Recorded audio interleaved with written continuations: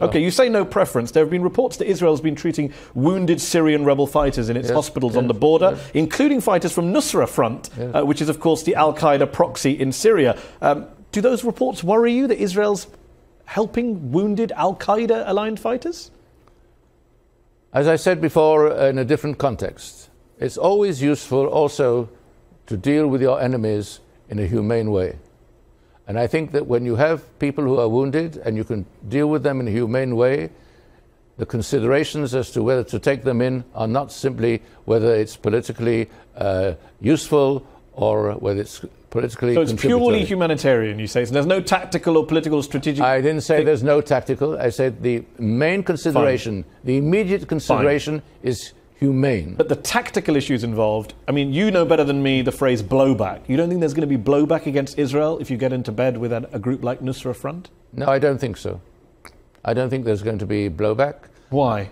Because I think that, unfortunately, the rules of the game in Syria are such that you can do anything that is not possible to be done anywhere else. Yeah, I think people said that in Afghanistan too. Would you also treat Hezbollah fighters? No. I would not treat... Have you not just contradicted what you told me 60 seconds ago about humanely treating your enemies? No.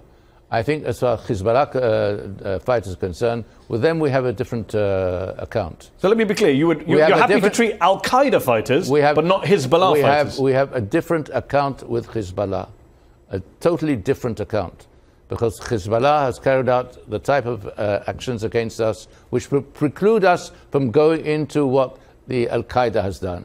Al-Qaeda, to the best of my recollection, has up to now not attacked Israel.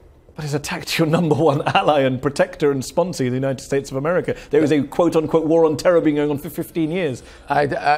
First of all, when it comes to fighting Al-Qaeda in intelligence and in other areas, yes, we are together with the United States on all these things. Okay. But Israel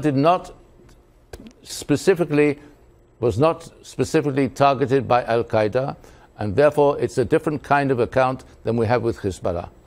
You've said Israel should talk to Hamas, talk to your enemies. Yes. Would you also talk to Hezbollah?